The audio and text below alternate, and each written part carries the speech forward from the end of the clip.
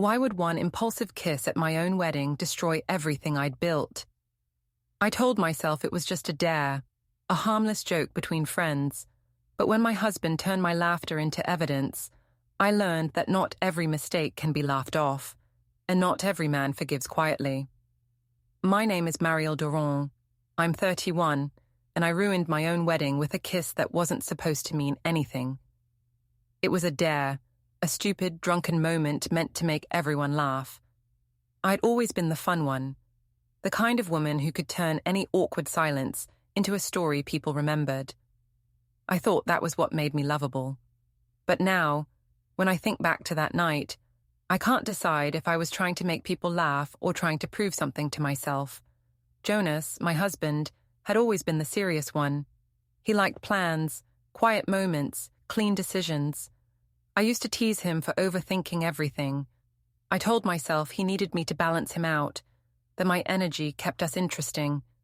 That's what I believed when my sister dared me to kiss Theo, my best friend since college, in front of everyone. I remember the crowd chanting, glasses clinking, people shouting for a show. I remember laughing, turning to Theo, saying it was just for fun. And I remember Jonas's face the second our lips touched. It wasn't romantic, it wasn't even long, but it was loud, a kind of laughter that went too far, one that stopped being funny the second it happened. I thought Jonas would laugh too, that he'd see it the way I did. Instead, he stepped back, blinked once, and walked off the dance floor. People kept cheering, thinking it was part of the joke. I smiled and waved like everything was fine. Inside, I knew something had cracked. Later, when I tried to explain, Jonas didn't yell. He just asked if I'd ever considered how it looked. The bride kissing another man on her wedding night. I said he was being dramatic, that everyone knew it was just a dare. He said quietly, everyone also saw it. That silence after those words, that's when I should have stopped defending myself. But I didn't. I told him he was overreacting. I told myself I hadn't done anything wrong. The next morning, our wedding video had over 1,000 views online. People commented things like, "She's wild," and "poor groom." I tried to laugh it off, but Jonas didn't find it funny. He barely spoke to me during the honeymoon. I told myself he'd get over it, that marriage was about forgiveness. I didn't realize then that forgiveness only works when someone actually apologizes. And I never really did. Before we dive deeper into this story, I have one small request. Please subscribe, drop a like, comment and hit that hype button to boost this channel so more people can discover these incredible stories. I've told the story so many times that I almost believe my own version. The truth is, I didn't mean for it to happen. It wasn't planned. It wasn't even about Theo. It was about the way people looked at me, the way they always had. At the reception, I could feel the room revolving around me, like I was the star of a movie I'd written myself. Everyone was smiling, drinking, taking pictures, telling me I was glowing. And maybe I was. It was my wedding night, and I wanted to be unforgettable. Jonas, my new husband, stood by the bar with that calm, careful smile he always wore when he wasn't sure how to act. He was never the center of attention, never the loud one. That was supposed to be my job. My sister Dinah was the opposite of him. Reckless, loud, fun, always the one people gravitated toward. She'd had a little too much champagne and was teasing Theo, my best friend, about being the one who got away. I laughed because that used to be the joke. Back in college, everyone assumed Theo and I would end up together. We never did. We were too similar, too chaotic. But the teasing never stopped. Dinah raised her glass and said, "If you're really over him, kiss him right now and prove it." The whole table erupted with laughter. Someone clapped. Someone else pulled out a phone. And I, drunk on attention more than alcohol, grinned and said, "Fine, watch this." It happened fast. A short, stupid kiss, light enough to be called playful, but long enough to look bad. Theo froze, then laughed nervously. The crowd cheered. Glasses clinked, cameras flashed. I turned to find Jonas standing a few feet away, still holding his drink, his expression unreadable. For a second I thought he'd smile. I thought he'd shake his head, maybe even laugh and say, "That's my wife." But he didn't. He looked straight at me, then at Theo, and said quietly, "I need some air." Everyone kept cheering, assuming it was a joke. I waved them off, said something about how my husband was too shy for all the noise, but my heart was pounding. I watched him walk out toward the terrace, the glass door closing behind him, the sound of the sea swallowing the noise from inside. Dina leaned in, still laughing, and said, "You've got to admit, that was legendary." I nodded, pretending to agree, but my throat felt tight. I told Theo it was just a dare, nothing more. He said, "I know," but he wouldn't look at me. An hour later, I found Jonas outside near the edge of the deck, staring at the water. I slipped my arms around his waist and told him it was just a game, that everyone was being silly. He didn't push me away, but he didn't respond either. He just said, "You made me a joke." I said he was exaggerating. He said, "You kissed someone else on the day you promised to love me." I told him not to make it dramatic. I said it didn't mean anything, that if he really loved me, he'd know I was just being myself. He said, "Maybe that's the problem." We slept in the same bed that night, but we didn't touch. I woke up before him, scrolled through my phone, and saw the video already posted online.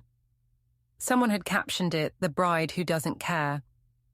It had hundreds of likes and laughing emojis.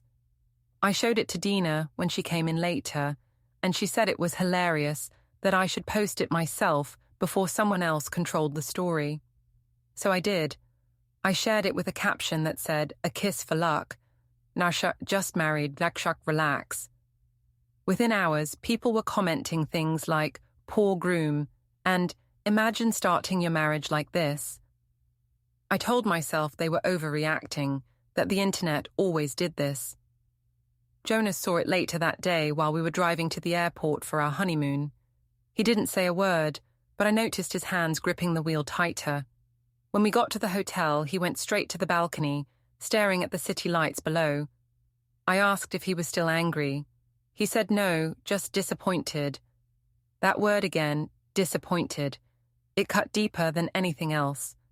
I told him he was being uptight, that I couldn't spend my life worrying about how things looked to people. He said, "Maybe that's what marriage is, worrying about how your choices look to the person who loves you." I didn't answer. I hated how calm he was. If he'd yelled, I could have fought back. If he'd cried, I could have comforted him. But he just stood there quietly, and somehow that made me feel smaller than ever. The next morning, I woke up to find him sitting on the couch, scrolling through his phone. He'd deleted all our photos from his social media. I told him that was childish. He said he didn't want to share what wasn't real. I said he was making people think we were fighting. He said, "We are." That afternoon, we walked along the beach, both pretending to be normal. He asked what Theo meant to me. I said he was just a friend. He asked why I kissed him. I said I didn't want to look boring. He said, "You'd rather look faithless?" I told him he was twisting things. He said quietly, "I don't think I am." That was the first time I realized he might never really forgive me, and instead of apologizing, I told myself he didn't deserve one. When we got back from the honeymoon, the video had spread even more. Someone had stitched it with commentary, calling it the most awkward wedding moment ever. My inbox was full of messages, some mocking, some pretending to be supportive, all unwanted. I tried to spin it as humor. I told people online not to take life so seriously. It only made things worse. Jonas's co-workers saw it too. One of them sent it to him directly. When he came home that evening, I could tell something had shifted. He didn't yell or throw accusations. He just said, "Everyone at work saw it. I spent all day pretending it didn't bother me." I said it shouldn't bother him because it was old news. He said, "It's not old to me." I rolled my eyes, told him he was being sensitive. He said, "You don't get it. I didn't marry you to compete with your audience." I told my sister he was sulking, and she said he'd get over it. She even joked that maybe I should kiss him next time. For balance. I laughed, but something about the way she said it made me uneasy. It was the first time I realized people weren't laughing with me anymore. They were laughing at me. Evelyn, my mother-in-law, called me 2 weeks later. Her voice was clipped, polite, cold. She said she'd seen the video and that she didn't understand how a woman could disrespect her husband like that. I tried to defend myself, saying it was just playful. She said, "You played with your marriage." Then she hung up. I told Jonas she'd called to scold me. He didn't say anything. When I asked if he'd told her to, he said she didn't need his help. That night, I heard him typing in the other room. The next morning, I noticed his laptop screen when I walked by, an email draft to a lawyer friend of his. I confronted him immediately. I said he was blowing things out of proportion, that couples fight, that he was overreacting because he was embarrassed. He said he wasn't embarrassed, he was tired. I told him he couldn't just give up on a marriage because of a dare. He said, "I'm not giving up, I'm letting go." That sentence sat in my mind for days. I told myself he didn't mean it, that he was just trying to scare me. But then, little things started changing. His clothes moved from our bedroom to the guest room. He stopped leaving his phone on the counter. He stopped saying goodnight. At work, things got worse. A few clients cancelled appointments with me, saying they preferred someone less controversial. My boss called me in and said the company needed to protect its image. I said it wasn't my fault that people were obsessed with gossip. She said, "It is if you fed it." I told her I wouldn't apologize for having a personality. She gave me a warning and sent me home early. When I walked in that afternoon, Jonas was sitting at the kitchen table with a small stack of documents. I asked what they were. He said they were just notes. I reached for them, but he covered them with his hand. I said he was hiding things. He said calmly, "For once, yes." I tried to make him jealous, to shake something out of him. I mentioned that Theo had called to check in. He didn't react. I said maybe Jonas should learn from Theo, that not everything had to be so serious. He looked up and said, "You keep saying it was a joke. Maybe that's what marriage is to you, another performance." That night, I cried loudly enough for him to hear. He didn't come out of the guest room. I texted him that he was cruel. He replied, "Cruel would be pretending this can still work." I started telling everyone we knew that Jonas was shutting me out for no reason. I told my parents he was being cold and dramatic. My mother said I should try to lighten the mood. My father said maybe I should stop trying to make him laugh and start making sense. I didn't listen. I invited a few friends over the next weekend, including Dina and Theo, thinking if Jonas saw us all laughing again, it would prove everything was fine. He came home early from work, saw Theo sitting at our kitchen counter, and froze. I jumped up, said it was nothing serious, that we were just talking about old times. He nodded, set down his keys, and said, "I hope you have a nice evening." He left without another word. Theo looked at me awkwardly and said he should probably go. Dinah whispered that maybe I'd pushed it too far.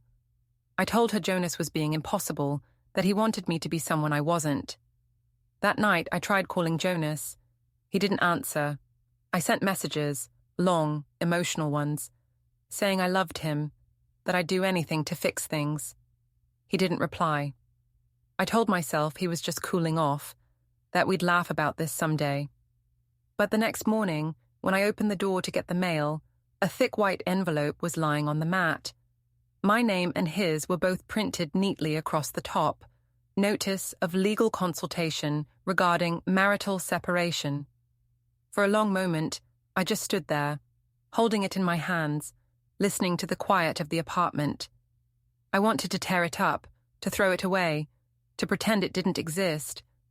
But something told me that whatever I did next, the story I'd been telling myself, that I was the fun one, the harmless one, the misunderstood one, was about to end.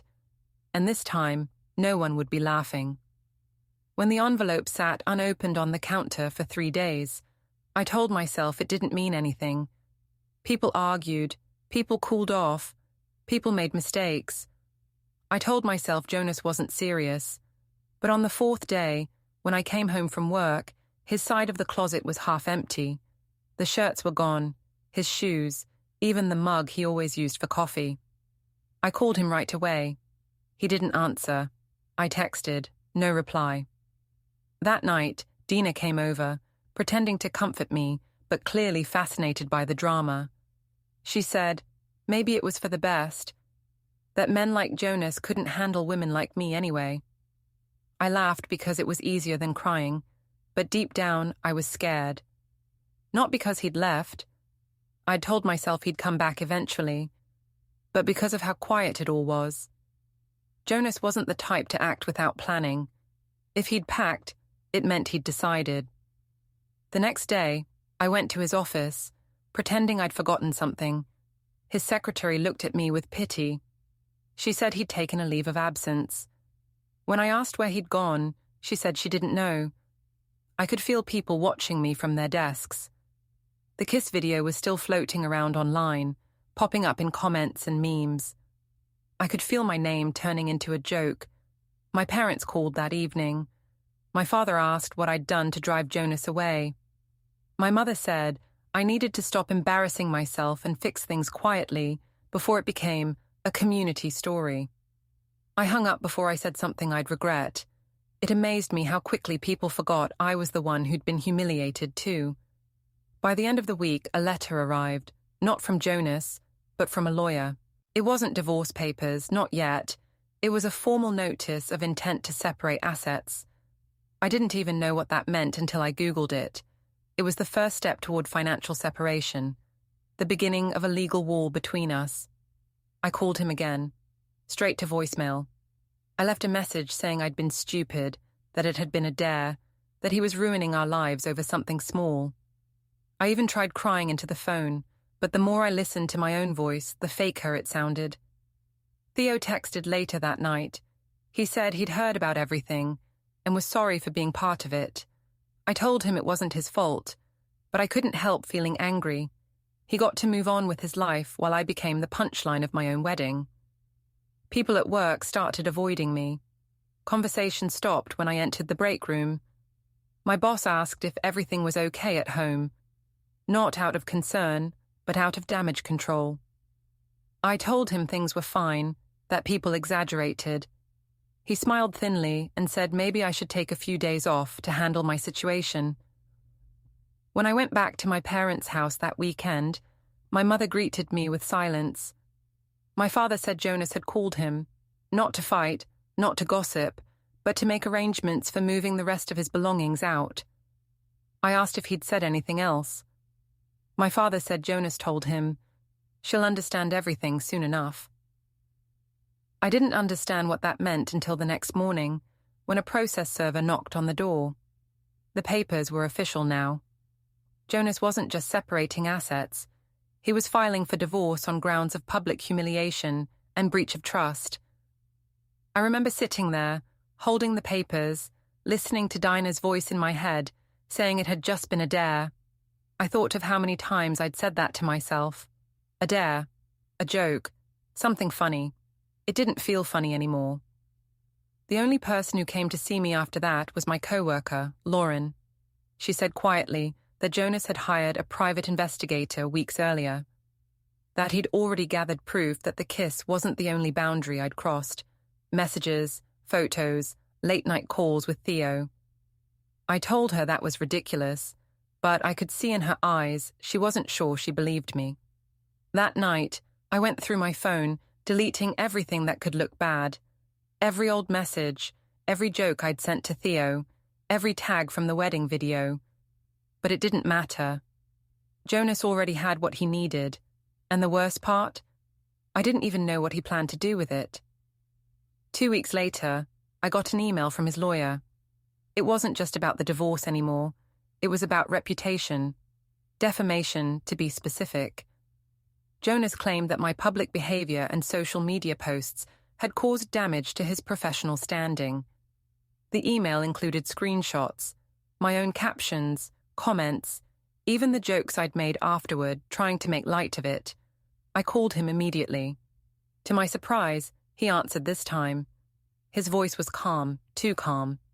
He said, "You didn't care about my reputation when everyone was laughing, so don't pretend to now." I told him he was overreacting, that no one cared that much about a silly video. He said, "My clients do." Then he hung up. My friends tried to cheer me up, but even they were pulling away. Theo stopped replying to my texts completely. Dina said people at her work had started whispering that she was the sister of that bride. I told her she was being dramatic, but she stopped coming over after that. At night, I started replaying the wedding over and over in my head. The lights, the music, the cheering. The way Jonas had looked at me afterward, I realized I couldn't even remember what I'd been thinking when I leaned in to kiss Theo. I'd done it automatically, like performing a part I didn't know I was tired of playing. Then the financial documents started coming in. Jonas had transferred the house mortgage solely to my name, citing that I'd wanted it so badly to show off. He'd closed our joint account and moved his savings into a private trust. Everything was legal, cold, precise. My parents called again, this time angrier. My father said Jonas had visited them personally, polite, calm, respectful, to explain that he wasn't taking revenge. He was just protecting himself. That phrase burned, protecting himself from me. The next morning, I went to his lawyer's office. I told the receptionist I needed to see Jonas, that he couldn't just erase me like this. She said he wasn't there, but his attorney would meet me. I said no, I wanted him. She looked at me with pity and said quietly, "He's moved out of the city." I drove home in silence. The internet had moved on by then.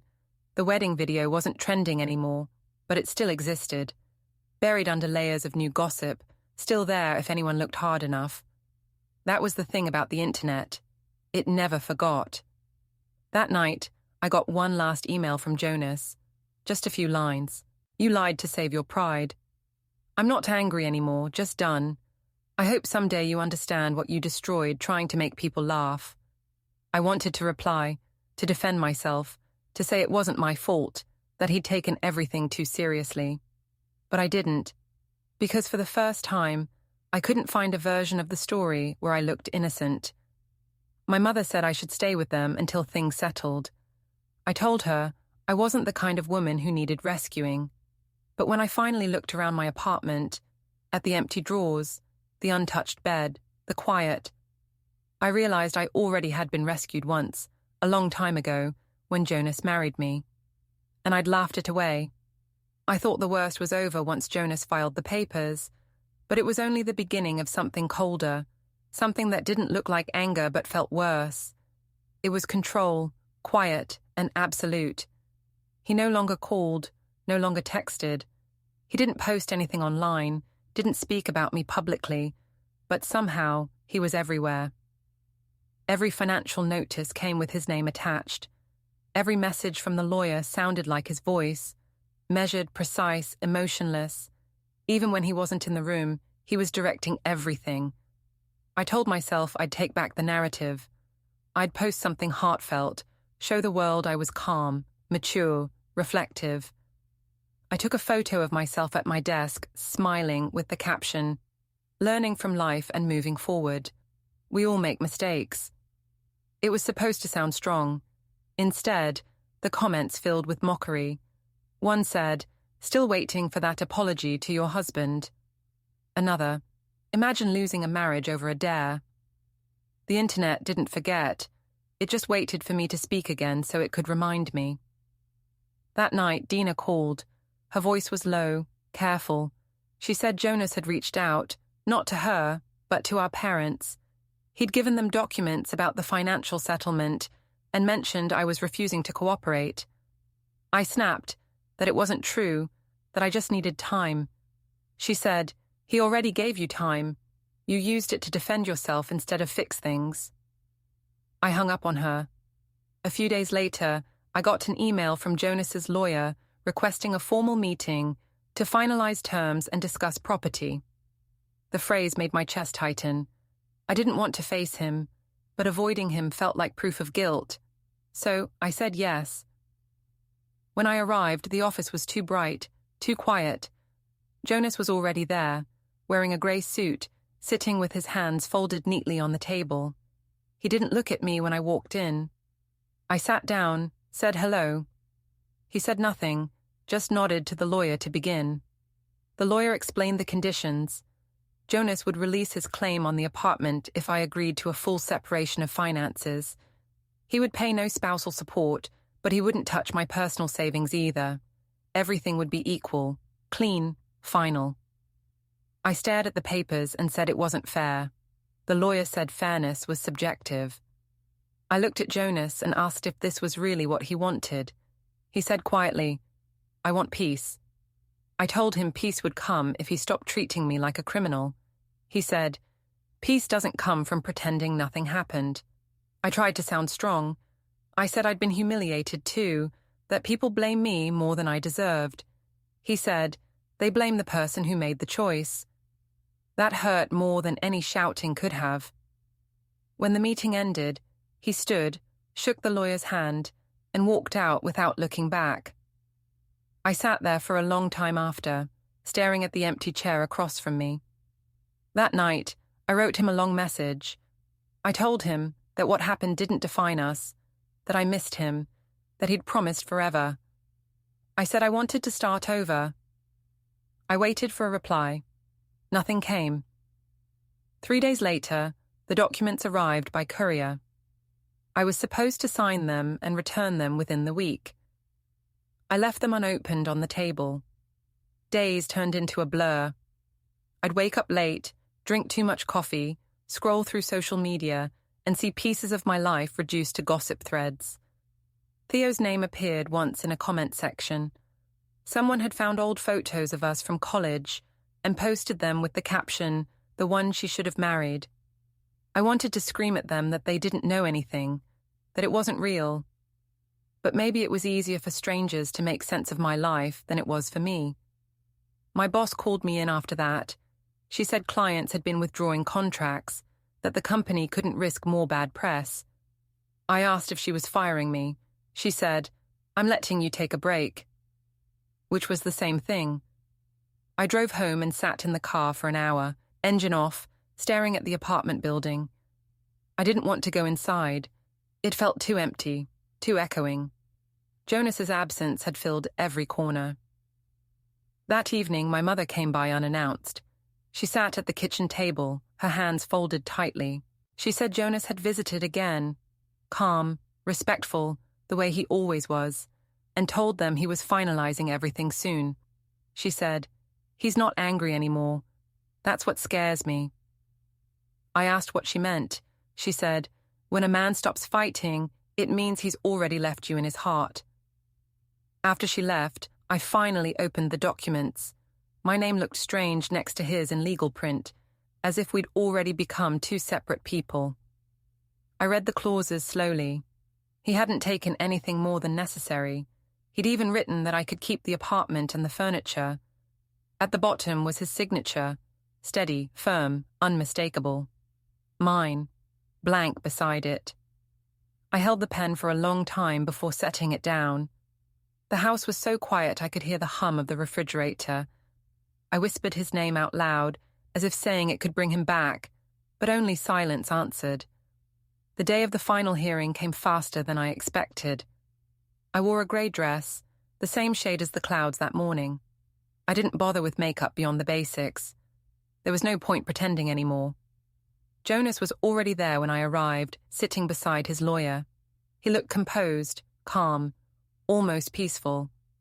I wanted to hate him for it, but I couldn't.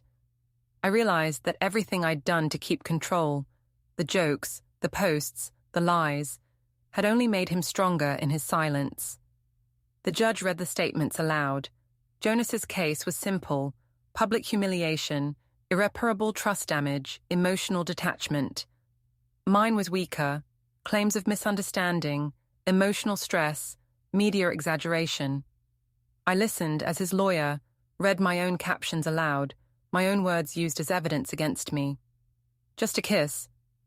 Everyone should relax. I make marriage fun. Each one landed like a small hammer. When the judge asked if I had anything to say, I said I never meant to hurt him. I said it was a dare. I said I didn't understand how something so small could destroy everything. Jonas didn't look at me. He only said, "It wasn't small to me." The ruling was quick. Separation approved.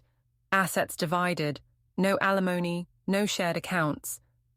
I'd keep the apartment, but the mortgage and taxes would be mine alone. He'd keep his investments and savings. Everything we'd built together was now neat, divided, sterile. When we left the courtroom, the hallway felt heavier than the trial itself. I followed him outside, called his name. He stopped but didn't turn. I said, "You're really not going to say anything?" He said quietly, "There's nothing left to say." I told him I wished he'd fought harder. He said, "You fought enough for both of us." Then he walked away. I stood there until the rain started. It wasn't heavy, just steady enough to blur the world around me. For the first time, I didn't try to defend myself. I didn't cry. I just let the silence cover me like punishment. When I got home, the apartment felt smaller than ever. I walked from room to room, touching the things he'd left behind: the coffee mug, the photo frame with our picture still inside, the tie he'd forgotten in the closet. I sat on the couch and realized how many lies I'd told myself. That I could charm my way out of anything, that people would always laugh with me, that Jonas would always forgive me. But now no one was laughing, and Jonas wasn't forgiving. Later that evening, I checked my phone. Theo had messaged for the first time in months. He said he'd heard about the divorce and hoped I was doing okay. I stared at the message for a long time, then deleted it. There was nothing to say to him either. The next morning, I signed the final set of papers and mailed them to the lawyer. My hand didn't shake this time. When the envelope dropped into the box, I felt something close, not a door, not a chapter, but something deeper. Like the end of a story I'd written too many lies into. Weeks passed quietly. No calls, no messages, no headlines. The world moved on. People stopped asking questions. My name faded from gossip threads. That should have felt like relief, but it only felt like erasure. Sometimes I drive by Jonas's new office downtown. I don't go in. I just park across the street and watch through the glass windows.